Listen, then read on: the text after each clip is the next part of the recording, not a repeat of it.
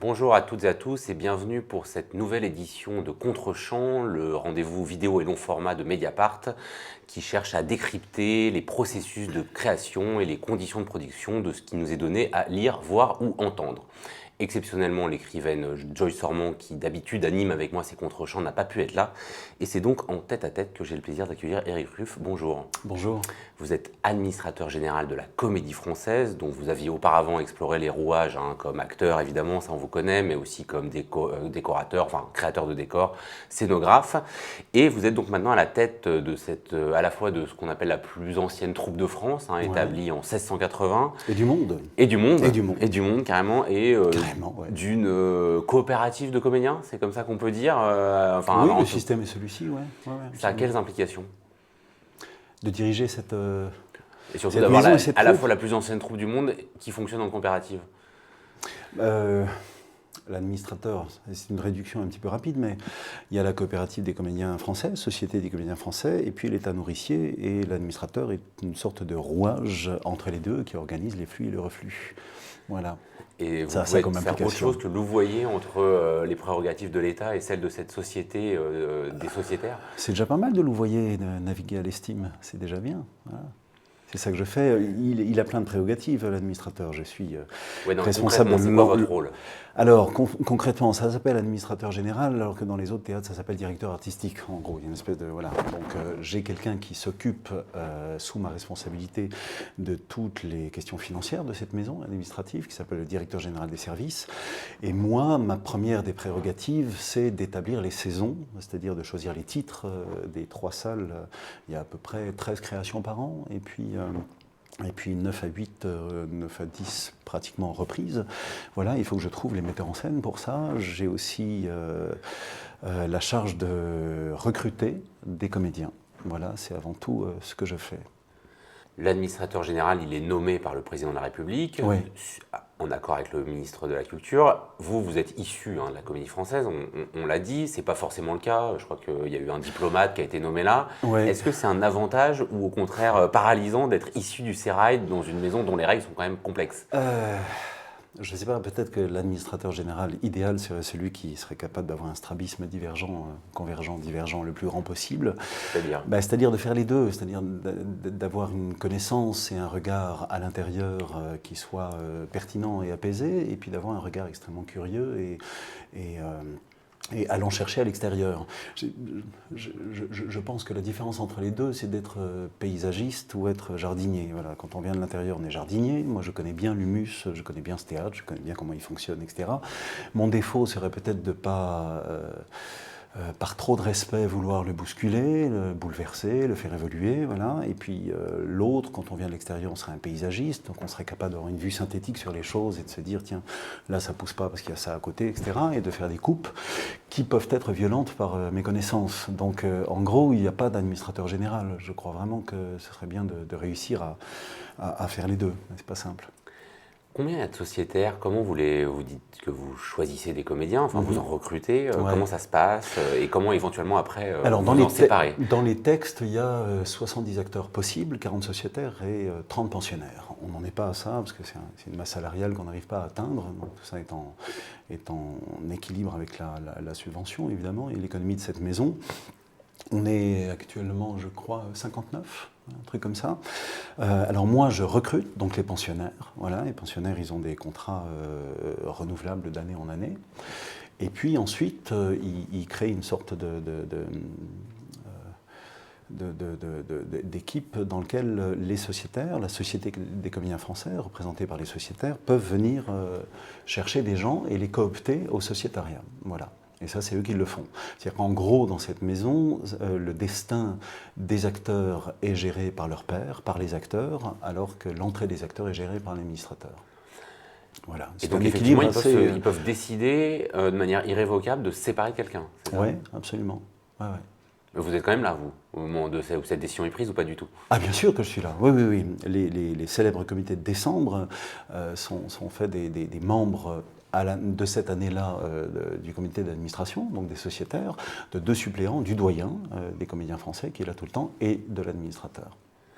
Et est-ce qu'ils peuvent se séparer de l'administrateur général? Et non, ça c'est le président qui qui décide de cette chose-là. En même Non, temps, mais ça impressionne toujours cette chose-là parce que ce système serait tout le temps soupçonné d'une rare violence, alors que finalement ce système est une... C'est vrai qu'il y a quelques personnes qui ont subi cette violence, enfin qui estiment qu'ils ont été comme ça, ils ont reçu une lettre recommandée et puis ça y est, ils étaient plus sociétaires. Oui, absolument. Ouais. Mais comment dire, l'âme humaine est faite de telle manière que quand on fait un portrait d'amour de soi-même et qu'on est coopté ou augmenté, on trouve ça absolument normal. Et dès qu'il y a le moindre bémol, on trouve ça absolument scandaleux. Voilà, on est comme ça. Donc le scandale fait plus de bruit que l'acceptation tacite. Voilà. Et ça, c'est une question que je pose à la fois à l'ancien sociétaire, à l'ancien acteur, enfin toujours acteur, puisque vous jouez ce soir encore.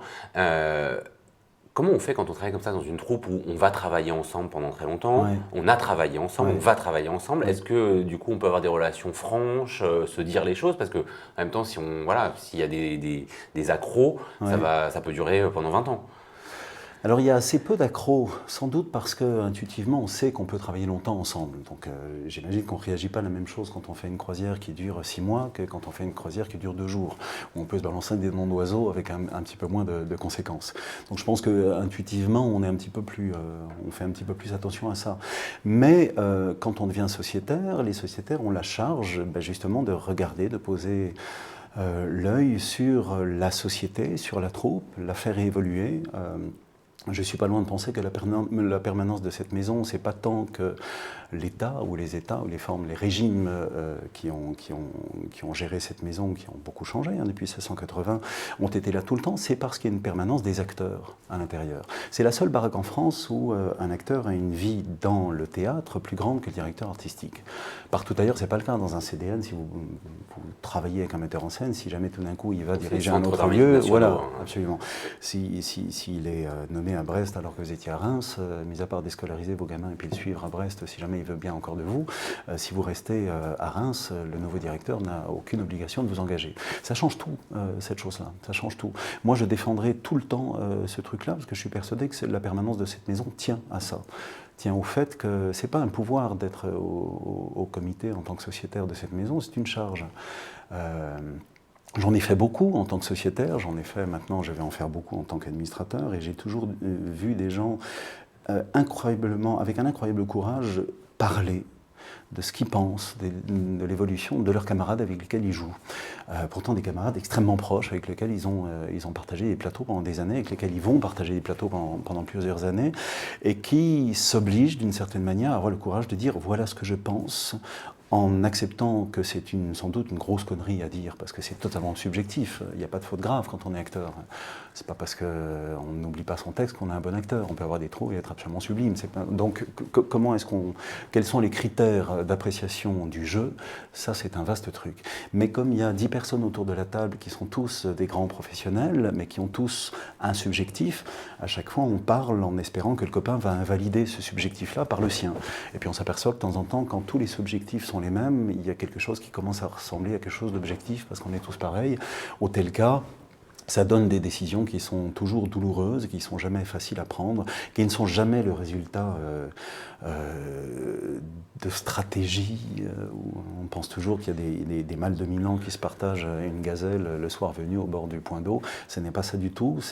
Et en même temps, ce qui est absolument formidable dans ce système très démocratique, parce que les gens changent tout le temps. Moi, je ne change pas en tant qu'administrateur jusqu'à la fin de mon mandat, mais les administrateurs qui sont autour, les violences qu'il pourrait exercer, elles peuvent s'exercer sur lui l'année d'après. Voilà.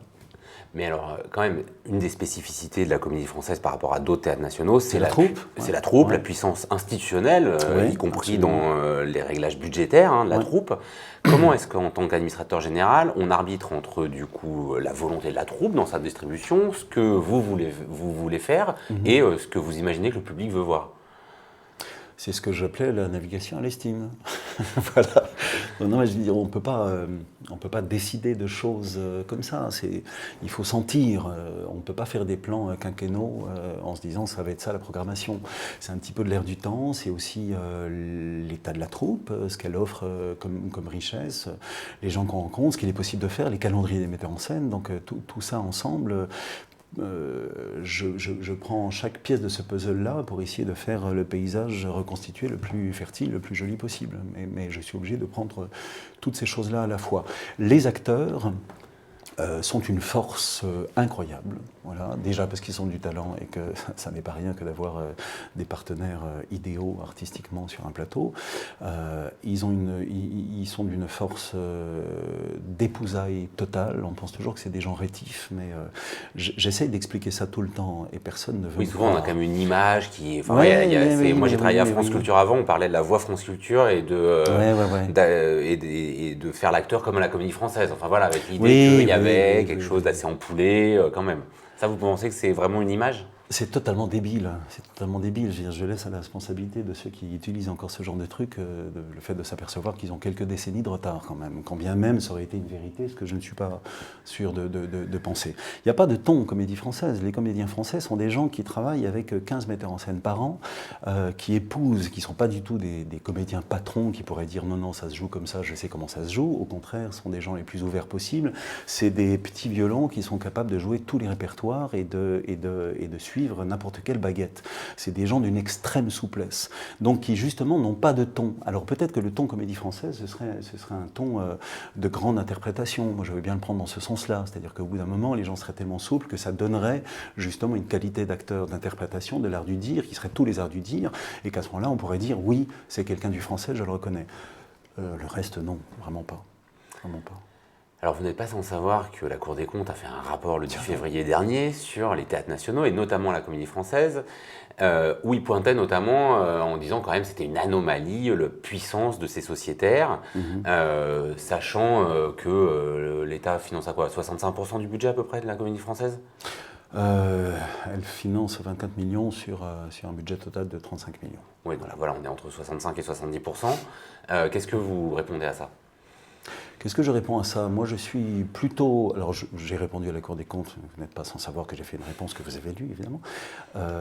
J'ai répondu là-dessus que je ne voyais pas le danger que ça représentait. C'est une anomalie, effectivement. Je ne suis pas loin de défendre quelques anomalies, c'est plutôt pas mal d'avoir des anomalies, des clochers dans le paysage, ça c'est plutôt bien. Je suis face à des gens qui savent ce que c'est qu'un temps. Pour instruire les choses. Les gens que j'ai autour de moi au comité d'administration sont des acteurs. Ce sont des acteurs qui en plus sont impliqués d'une certaine manière dans la production, parce que c'est comme des coproducteurs. C'est-à-dire que si je décide de faire des grands festivals, Molière, Hugo, Racine, Corneille, on est sûr que ça va être rempli à la Comédie Française.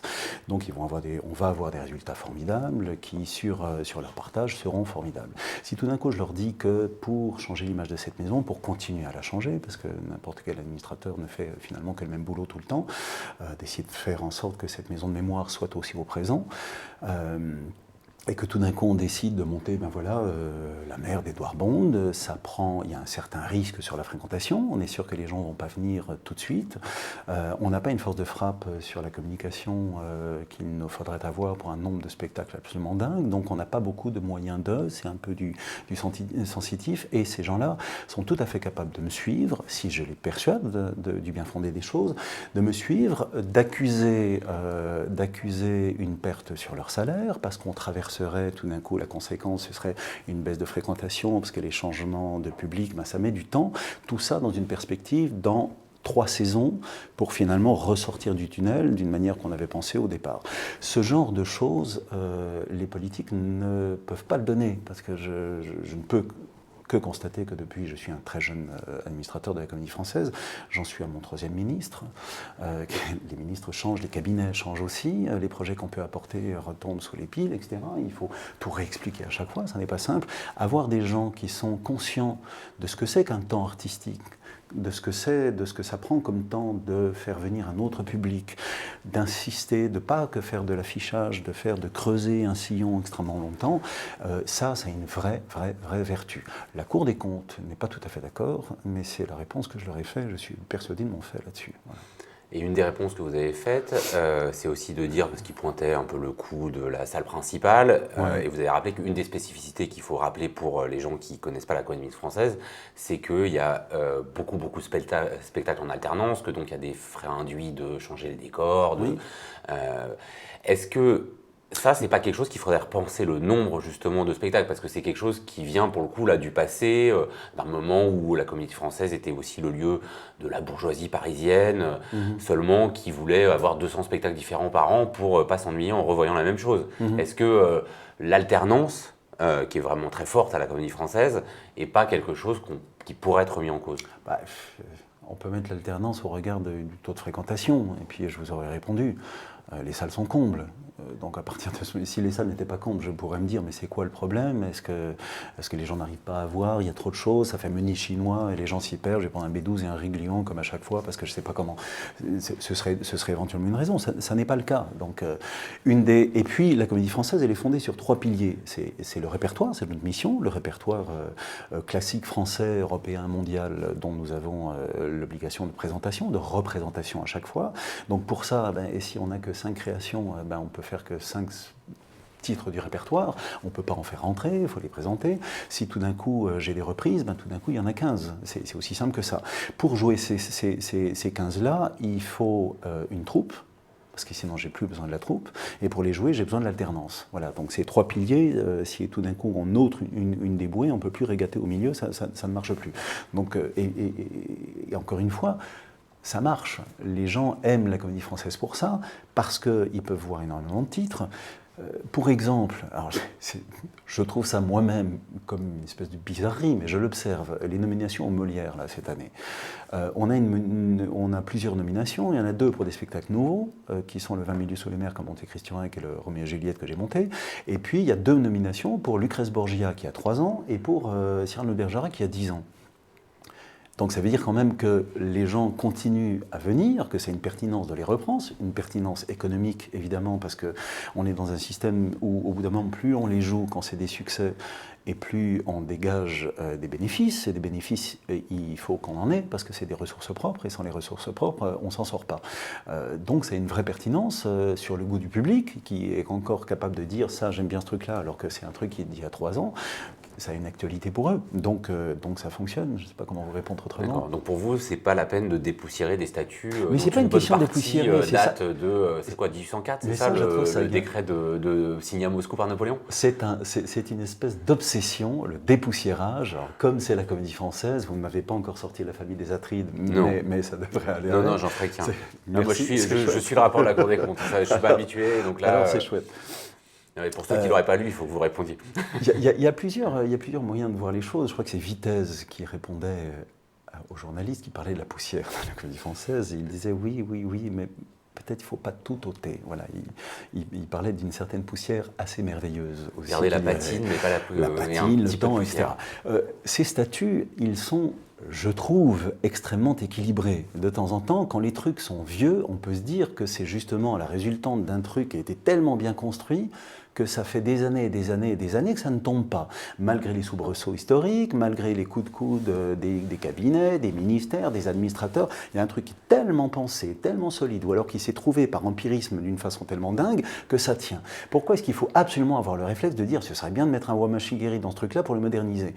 On modernise et puis ensuite, de temps en temps, on modernise et puis ça meurt, et puis ça n'existe plus. Mais ça, on voit bien qu'effectivement, sous l'étendard de la modernisation, tout ce qui a pu être fait de négatif, pour revenir à ce rapport de la Cour des comptes, ce qu'ils disent, c'est que vu le niveau de financement de l'État, il faudrait peut-être que l'État ait soit davantage au conseil d'administration et remettre peut-être en cause notamment la répartition des excédents pour les sociétaires. Avec ça, vous en pensez quoi? La présence au comité d'administration, ça ne change rien où c'est pertinent, où c'est pas pertinent, ou alors ce serait pertinent, peut-être que la revendication qu'il y a derrière, ce serait de pouvoir infléchir sur les choses. Quand la Cour des comptes me demande de dire à l'avance quelle va être ma programmation, je ne peux que leur dire, vous ne connaissez pas mon métier, je ne connais pas le vôtre, mais moi je ne viens pas vous indiquer comment le faire parce que vous ne savez pas ce que c'est que je ne peux pas vous dire qui va venir dans 5 ans. C'est impossible, on ne peut pas faire un truc comme ça. Ça ne marche pas. Voilà. Les artistes ne seront pas des gens qui sont prévoyables à ce point-là. Donc, Si derrière, ça veut dire qu'il serait bien d'avoir des gens de l'extérieur qui pourraient avoir une mainmise sur le fonctionnement de cette maison, je me dis non, là c'est dangereux. Laissons la gouvernance de cette maison à des acteurs. Je trouve ça génial quand même de pouvoir donner une baraque aux gens qui la font et aux gens qui en connaissent l'outil. Je ne vois pas ce qu'il y a de scandaleux ou de dangereux là-dedans. Non, mais moi je ne parlais pas de scandale, je resituais l'argument qui était notamment de dire, je crois qu'en 2013, ils s'étaient répartis 2 millions d'euros, les sociétaires. C'était un argument de la Cour des comptes et qui disait, puisque l'État abonde à 65-70%, si vous avez bien lu, c'est pas logique. Si vous avez bien lu le rapport de la Cour des comptes, ce n'est pas du tout la rémunération des sociétaires qui met en cause, et je leur ai bien demandé à plusieurs reprises si c'était ça qui les choquait, auquel cas c'est autre chose. À partir du moment où ça ne les choque pas, c'est la manière dont le budget serait à leurs yeux insincère parce qu'il préserverait cette part-là qui est variable. Voilà. Eux, ils disent que ce n'est pas une part variable, c'est masqué, en fait c'est toujours la même rémunération, donc il faudrait l'indexer tout simplement et faire un truc qui serait, j'allais dire, lisible budgétairement comme on fait dans tous les établissements dits modernes. Voilà. Moi, je leur réponds que dans les établissements dits modernes, il n'y a pas de troupes et qu'il n'y a pas de gens qui, sur, encore une fois, l'objet artistique, sont capables de suivre l'administrateur parce qu'ils sont coproducteurs et qu'ils sont capables d'avoir l'intelligence, quand tout d'un coup les résultats sont très bons parce qu'on a fait plus de tournées, parce qu'on a fait plus d'audiovisuel, parce que le taux de fréquentation a été excellent, qu'ils sont capables de mettre en réserve pour d'autres choses, pour de l'artistique aussi, et puis à certains moments, quand tout d'un coup ça n'a pas marché, qu'ils reprennent dans ces réserves-là tout d'un coup, alors la Cour des comptes dit que ça revient au même. Ça n'est pas vrai du tout, ça ne revient pas au même, il y a vraiment des changements, je ne sais plus de combien est le pourcentage de baisse cette année pour la rémunération des sociétaires, je leur ai présenté, je viens d'arriver, j'aurais beaucoup parlé de ce que je voulais faire, ils me suivent pour l'instant, et il n'y a pas beaucoup de gens, je crois que c'est de l'ordre de 4% ou un truc comme ça, qui accepteraient d'emblée de dire « Ok, on va être payé moins 4% cette année sur une année, c'est pas un problème, on vote le budget quand même parce qu'on te suit. » Il n'y en a pas beaucoup. Voilà. Et c'est une vraie force. Voilà. Les gens pensent que c'est un frein. Moi je dis, pour bien connaître cette maison, et encore, moi j'ai changé de point de vue sur cette maison. Je ne suis plus sociétaire, moi je suis administrateur. Donc je pourrais me dire, ne plus être d'accord en disant « Pardon les gars, je pensais ça quand j'étais de ce côté-là du filet, maintenant que je suis en fond de cours, je vais pas se matcher de la même manière. » Eh bien je continue à le penser. Je continue à penser que c'est une vraie force. Voilà. Juste pour avoir une idée, un sociétaire, il touche combien ? Un ordre de grandeur, parce qu'il y a des feux pour les représentations, il y a des primes. En brut, le sociétaire le plus capé, alors c'est très compliqué parce que ça c'est très variable. Parce que si on joue énormément dans la saison, on a ce qu'on appelle des feux. Les feux, ça date d'une époque où on vous posait des bûches devant votre loge, vous aviez le droit de chauffer votre loge avec ces bûches parce que vous étiez là le temps de la représentation pour vous déshabiller ou vous rhabiller. Quand on fait beaucoup de feux dans l'année, forcément la part qui est variable là-dessus, elle est énorme. Un sociétaire le plus capé qui jouerait énormément va gagner 100 000 € bruts dans l'année. Voilà. Le plus capé, c'est-à-dire ces gens-là ont 25, 30 ans, 40 ans de maison, et je tiens à rappeler quand même qu'ils sont tous majeurs de la promotion de conservatoire, issus des grandes écoles, etc., et que c'est des Maserati de l'art du dire. Alors parlons un peu de cet art du dire. Ouais. Je vais éviter le mot dépoussiérer, mais là j'ai vu que même vous aviez. Vous pouvez continuer. Non, mais que même vous étiez. Parce qu'il y a une vraie question qui se pose, c'est le comité de lecture. Parce que vous avez quand même le souci de faire entrer au répertoire de la Comédie Française des pièces. Dont certaines ne sont pas forcément fondées uniquement sur un texte, enfin en tout cas sur un texte qui peut évoluer sur ce qu'on appelle l'écriture de plateau, c'est-à-dire avec les acteurs, voire ne pas, voilà, enfin juste il suffit pas de prendre un livre et de le dire, justement. Comment on fait dans ces cas-là pour faire entrer une écriture qui soit vivante? Enfin, non pas que les écritures totalement écrites, mais... J'entends bien. Alors ça fait effectivement partie... Je veux dire, le comité de lecture est pris dans une gangue historique, c'est-à-dire il est sur un étalon 19e, en gros, au moment où On recevait un texte du répertoire au moment où la mise en scène était juste une sorte de régie, voilà, il n'y avait pas de mainmise sur ce... Donc on vérifiait la qualité intrinsèque, littéraire, théâtrale, immédiate des choses sans même savoir qui allait le monter, parce que tout le monde s'en foutait. On allait monter ce texte-là, la Comédie Française le montait. Maintenant c'est plus difficile. Alors là je tiens à dire par exemple que le comité de lecture il est fait de 4 personnalités extérieures, des lecteurs éclairés, voilà, du monde des arts, du monde politique, ça dépend, du monde des arts, c'est mieux, et des praticiens, c'est-à-dire les sociétaires. Là, actuellement, j'ai une grande réflexion là-dessus. On vient de faire rentrer voilà, un texte qui est un scénario sur ce qu'on va faire cet été, là, les damnés de Visconti et deux autres écrivains italiens dont je n'ai pas retenu le nom, voilà, qui sont co-scénaristes. Alors ça peut être compliqué à faire rentrer, parce que si on fait rentrer que le scénario, encore qu'il est très écrit, mais on pourrait se dire, tiens, un scénario, une fois qu'on a retiré la matière qui est les directions, les paysages, et ce qu'on ne va pas pouvoir faire et filmer, qu'est-ce qui reste de l'arête littéraire, ça peut être assez... Eh bien, il faut faire la pédagogie, mais c'est une vraie question que je suis en train de traiter. Pour l'instant, on n'a pas trouvé. On n'a pas trouvé, si ce n'est que je me suis aperçu que les acteurs, ben voilà, ils suivent, c'est les moins réactionnaires là-dessus, c'est les moins...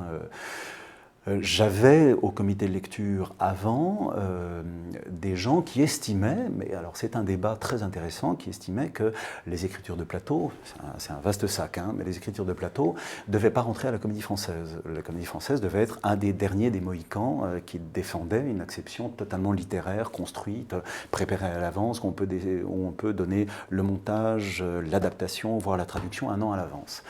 Moi, je ne le considère pas. Mais c'était un credo absolu de cette personne-là. Donc il y a un grand débat qui se fait. Pour l'instant, nous nous sommes dit, au dernier comité de lecture, il y a quelques jours... On pourrait imaginer qu'il y a une répartition entre la Comédie Française et d'autres théâtres nationaux comme La Colline, qui est sur du plus contemporain, non ça vous... Enfin, que justement, effectivement, il y a de plus le répertoire plus classique à la Comédie Française et du contemporain à La Colline ou à l'Odéon. Mais non. Alors déjà, la Cour des comptes nous a fait cette réflexion-là, mais alors moi je leur ai répondu, mais... non, là, c'était pas une question que je prenais dans le rapport de la Cour des comptes. Voilà, c'était une vraie question. Vous avez ailleurs que dans le rapport de la Cour des comptes. Vous avez des non, mais parallèles simplement dans l'équilibre des théâtres nationaux. Oui. De même que Strasbourg fait le TNS à Strasbourg fait de la formation. Enfin voilà, plus on pourrait imaginer un peu une sorte de répartition des rôles. Ouais, mais je crois que ça marche pas. Je veux dire, ce qu'on regarde nous aussi en tant que directeur, c'est encore une fois, je vous parlais des ressources propres. Quand je vous dis que la subvention elle est de 24 millions et que la masse salariale est de 28 millions. Déjà, je suis un petit peu obligé de gagner de l'argent, parce que sinon, je n'arrive pas déjà à payer les 400 personnes qui sont là. Donc, la philosophie qui était celle de la subvention... 400 personnes, vous dites, au total ? Ouais. La philosophie qui serait de subvention, comme elle était philosophiquement préparée, c'est-à-dire cet artiste, je vais le défendre, même s'il n'est pas encore bankable, même s'il n'est pas consensuel, et puis tant pis, la salle va être à moitié vide, mais dans 10 ans, tout le monde comprendra j'avais eu besoin de le faire exister et c'était normal. Ça, je ne peux plus me le permettre du tout, pour le coup. La Colline, elle ouvre son répertoire, l'Odéon ouvre son répertoire, la Comédie Française ouvre son répertoire, et les théâtres sont remplis. Si encore ça ne marchait pas, on se dirait, on a un problème de mélange de pinceau, on va se sectoriser à nouveau et peut-être que ça marchera. Ça n'est pas le cas. Et dire de la Comédie Française serait bien que vous fassiez que votre répertoire, ça veut dire quoi? Mais c'est quoi le répertoire? Quand Molière écrivait, je crois qu'il y a 2600 pièces inscrites. Quand Molière écrivait, l'édition, elle était établie bien après. C'est pourquoi d'ailleurs sur ce répertoire-là, qui va savoir si le point d'interrogation chez Racine est celui qu'il avait écrit ou pas? On n'en sait rien parce que c'était fait après. Donc, il faut bien que ça soit, c'est les matières vivantes. Moi, je suis aussi responsable de faire entrer. Alors, on va me dire, Édouard Bond est un vieux monsieur, il est vivant. Alors, tant qu'il est vieux monsieur, c'est qu'il n'est pas mort et on peut l'appeler auteur vivant. Quand je fais rentrer Édouard Bond à la Comédie Française, c'est que j'abonde le répertoire de la Comédie Française d'un auteur contemporain. Et ce sera peut-être le grand classique de demain. Peut-être que La Mère de Monde sera jouée dans 2 siècles et on ne saura plus qu'un jour je l'ai fait rentrer et que c'était contemporain. Ce sera le grand répertoire. Dire vous ne jouez plus que le grand répertoire, ça veut dire que ça s'arrête et c'est condamner la Comédie Française à devenir au bout d'un moment une espèce de puits du fou, de spécialiste de reconstitution historique, etc. En pensant, ce qui est toujours une erreur aussi, des fois les gens pensent que c'est pas les mêmes acteurs. C'est-à-dire qu'il y aurait des acteurs de la Comédie Française qui seront des spécialistes du blablabla, Bleuc, de l'Alexandrin, du Vers libre de Claudel, etc. Et puis il y aurait des mecs vachement plus réveillés, vachement plus modernes, etc., qui bougent mieux, qui seraient à la colline, etc. C'est pas le cas, c'est les mêmes acteurs. C'est des grands acteurs. Un grand acteur, il est capable de faire du contemporain comme du grand classique. C'est exactement la même chose. Mais alors faire entrer de la matière vivante, Éric Ruff, à la Comédie Française, c'est pas seulement des questions de texte, c'est aussi des questions de salle. Ouais. Est-ce que vous allez obtenir une salle qui soit autre chose que la grande salle de la Comédie Française, hein, qui est très belle, mais ou celle du Vieux Colombier, qui sont voilà, des dispositifs qui permettent pas certaines écritures contemporaines? Comment vous répondre? Ma méthode Coué me fait vous dire oui, je vais réussir à le faire. Le fait que c'est pas ce que dit la Cour des comptes, encore une fois. Ouais, enfin, trouvez-moi un projet artistique validé par la Cour des comptes. C'est un peu un réflexe de Pavlov aussi, en disant ça coûte tant. Non, c'est pas possible. C'est un petit peu un réflexe quand même. Donc si encore on me disait non, celui-ci est retoqué, mais celui-ci on accepte, je pourrais les mettre en valeur. C'est pas le cas. Pierre Dux demandait déjà cette salle, donc ça relativise un petit peu ma demande. Pierre Dux, c'est les années 70. Voilà. Donc ça relativise un petit peu le temps que ça prend. Mais la Comédie Française, naturellement, elle est, parce qu'elle est au centre de Paris, parce que les murs sont épais, parce que le bâtiment est beau, parce qu'il y a des pampis, parce qu'il y a du velours, parce que des ors, des atlantes, des cadres de scène, c'est attiré vers son passé. Voilà. L'outil, il est formidable pour un certain répertoire, il est formidable d'identification de ce théâtre, il est formidable même, il y a plein de jeunes dont on dit c'est pas fait pour eux, qui adorent venir parce que ça les éclate totalement de voir tout ça, donc je veux dire pas la pièce, le musée que ça représente, ça les amuse beaucoup, ça les attire beaucoup, mais il y a tout un répertoire qui n'est pas possible de faire, il y a des méthodologies, voilà, M. Pomera, dont j'estime beaucoup le travail, mais qui travaille au long cours, comme ça, ne pourrait pas travailler dans une organisation un peu opératique qui est celle de l'alternance. Donc il faudrait une autre salle pour ça, pour que je pense que le jour où la Comédie Française aura deux pieds, un campé dans sa salle historique et une autre dans une salle plus moderne, plus neutre, tout simplement. Moi je suis scénographe et je sais ce que ça veut dire. De temps en temps je vois des scénographes qui m'apportent des boîtes en carton-plume comme ça avec un cadre noir et je leur dis méfiez-vous les gars parce que ça c'est comme si ça se montait à Nanterre ou à Bobigny, c'est-à-dire dans les salles modernes. Là vous avez des atlantes, l'œil du spectateur il fait un chemin et tout d'un coup la baraque à frites que vous pensez être de poésie urbaine un petit peu violente, etc. Dans ces atlantes-là, ça devient un truc de Playmobil. Donc il y a des choses qui passent et des choses qui ne passent pas. Et je sais, en tant que scénographe, que quand l'espace n'est pas le bon, le sens, il a du mal à passer. Voilà, il est coudé. Voilà. Donc, mais j'espère que je l'aurai. Le projet, il est très beau. Le projet, il est à Berthier, dans une cité du théâtre où seraient réunis... L'idée d'une cité du théâtre public qui réunirait voilà, absolument, le conservatoire, l'Odéon, mais voilà. que la Cour des comptes n'a pas l'air d'apprécier, mais on va passer là-dessus. Puisque vous parlez d'espace, il y a quand même quelque chose de... Je tiens à préciser que la Cour des comptes donne son avis, que personnellement je ne lui ai pas demandé, et que ça n'est pas elle avec qui je travaille et qui est décisionnaire. C'est avec votre troisième ministre de la Culture. C'est votre troisième ministre de la Culture de votre déjà. Voilà, je crois beaucoup plus au ministre de la Culture que voilà. À propos d'espace, il se passe quand même quelque chose de pas nouveau, mais ça faisait longtemps que ça n'avait pas lieu. C'est que la Comédie Française va jouer à Avignon, dans la fameuse Cour des Papes. Ouais. Comment ça se fait que ça fait si longtemps que ça ne se soit pas produit? Alors c'est cher. C'est cher, hein, c'est un gros investissement pour nous. Nous, généralement, quand on part en tournée, ça nous rapporte de l'argent parce qu'on vend les spectacles, et là, on le produit, le spectacle. En coproduction, évidemment, avec le Festival d'Avignon, mais en nombre de nuitées à payer, de trucs et machins. Voilà, en production, c'est cher. Alors, c'est la dernière fois qu'on prononce le mot Cour des comptes de cette émission, mais il disait justement ça, que vous ne pouviez pas partir assez en tournée parce que ça coûtait trop cher de faire bouger la Comédie Française. Non, ce qu'ils disent, eux, c'est qu'ils estiment que nous serions trop chers ou que nos conventions collectives empêcheraient que nous tournions. En même temps, ils remarquent quand même que nous sommes le théâtre national qui tourne le plus. Donc voilà, ils nous félicitent d'un côté et puis ils nous embêtent d'un autre. Mais bon, on tourne beaucoup. Là, Avignon, c'est pour l'avenir. Avignon, la Cour d'honneur, l'ouverture du Festival d'Avignon, il n'y a pas mieux comme espace de visibilité. Et c'est Ivo van Hove, vous connaissez ce metteur en scène assez extraordinaire, dont la méthodologie de présentation, je peux dire qu'elle est moderne ou contemporaine, c'est con de dire ça, parce que si ça n'a pas de résolution intelligente, ça ne sert à rien. il en a des résolutions intelligentes. Le Kings of War qu'il a fait à Chaillot était quand même absolument, c'est la première fois que j'ai à peu près compris la guerre des roses de Shakespeare. Donc il a une manière de tracer sa route au milieu qui est absolument formidable. J'aime beaucoup son travail et je suis très fier, très honoré qu'il vienne travailler avec nous. Ça fait quelque temps que je prends mon bâton de pèlerin pour aller à Londres, à Berlin, à Amsterdam, etc., pour aller voir des metteurs en scène qui sont des metteurs en scène étrangers. Et qui ne sont pas contre la comédie française, mais qui ne l'ont pas repéré comme un spot d'atterrissage possible depuis longtemps, tout simplement. Ils ne savent pas qu'ils pourraient y venir, donc c'est à moi de les persuader petit à petit pour qu'ils y reviennent. Ça a plusieurs implications, tout ça. C'est de nous mettre dans un standard international, déjà pour que le public de la comédie française puisse voir des grands maîtres européens venir travailler avec la troupe.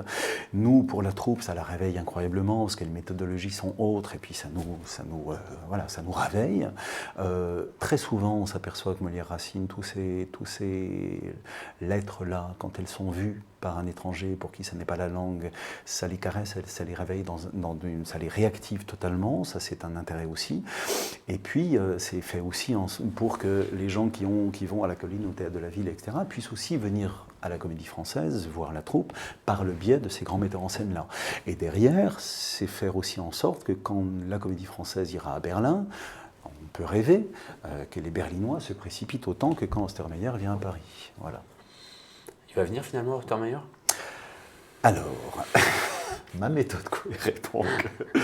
Il y a un truc assez rassurant. Vous le citez dans tous vos interviews. Oui, c'est même plus des messages subliminaux, c'est pas de théâtre balancé dans une mare.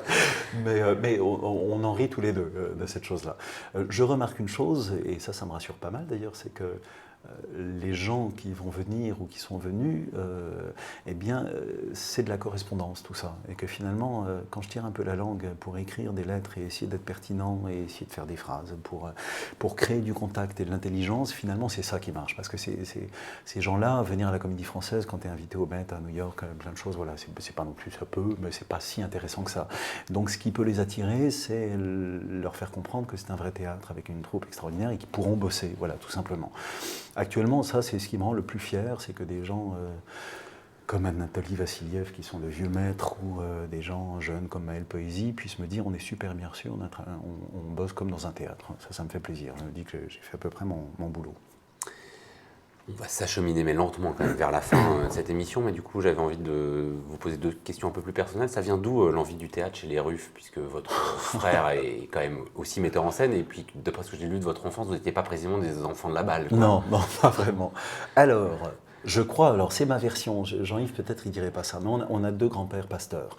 Et moi je les ai vus en chair. Enfin en chair et en os, mais en chair, dans l'église. Il y en a un qui était adventiste et l'autre protestant.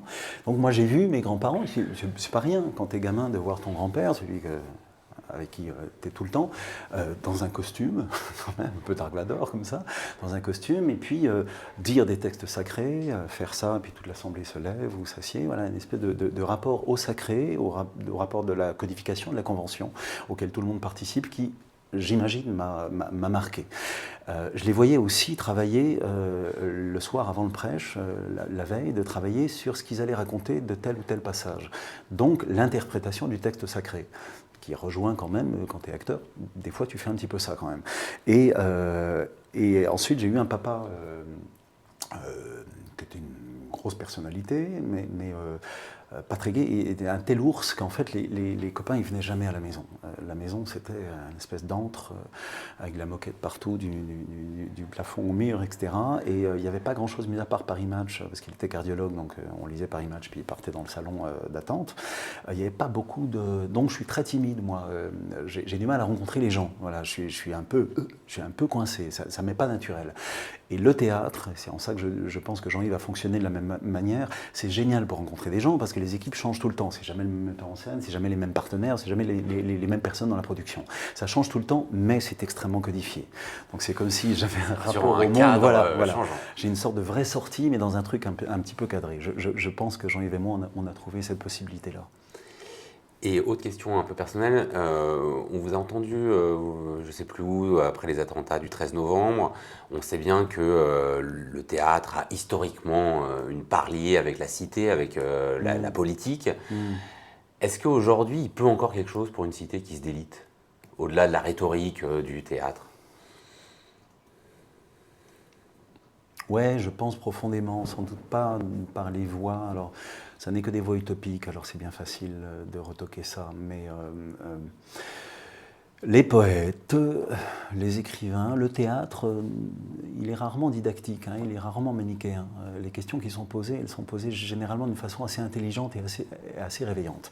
Et je pense que par imprégnation des eaux, on vient... pourquoi est-ce que les gens viennent autant au théâtre? On nous avait annoncé la fin du théâtre il y a quelque temps sur les cris des subprimes, etc. On s'est dit les premiers trucs qui vont être économisés par les foyers, ça va être ça, voilà, le surplus, quoi. Et on s'est aperçu que non.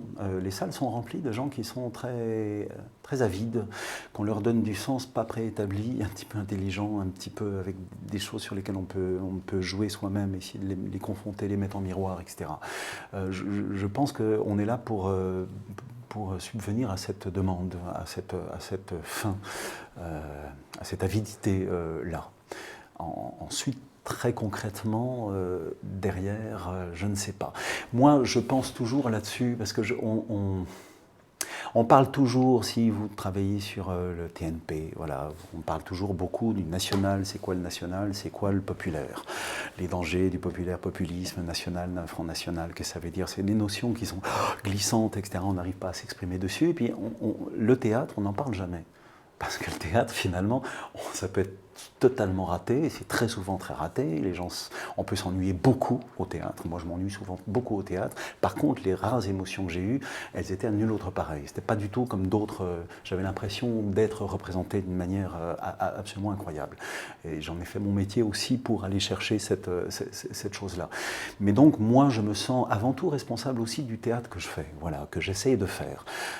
Une fois qu'on a dit ça, on n'a rien dit, mais si on revient un petit peu dans l'histoire, l'ouvrier de Suresnes qui venait voir le théâtre de Villars, on sait comment il le faisait venir par les comités d'entreprise, tout ce qui le maillage, le tissage qu'il avait fait, qui était absolument formidable. Mais derrière, pour qu'il revienne, le gars l'ouvrier de Suresnes, il faut bien que ça lui plaise. Il faut bien que ce ne soit pas la preuve par neuf, justement, que c'est emmerdant et pas fait pour lui. Donc moi, je me situe dans une responsabilité qui est mon précaré. C'est ça mes études, c'est ça mon savoir, c'est ce que je remets en remue tout le temps pour essayer de le remettre en question. C'est pour ça que je me sens vieux con de temps en temps, j'essaie de voir par où passer, etc. Mais j'essaie de faire en sorte de faire un théâtre de sens, un théâtre populaire, voilà, un théâtre qui est pour tout le monde et sur lequel justement on puisse un peu s'accrocher sur la représentation du monde. Voilà. Et vous avez été nommé donc en août 2014 pour 5 ans, administrateur général, c'est renouvelable 3 ans. Si vous deviez nous dire un de vos grands projets que vous voulez réaliser d'ici là? Ce serait le projet Berthier, le grand projet qui est tout aussi immobilier, donc le politique, site Berthier, artistique, etc. Voilà. De Paris. De réussir à doter, et quand bien même je serais à mi-parcours, mais suffisamment bien lancé pour que ce soit un autre administrateur qui s'en occupe, je serais absolument content.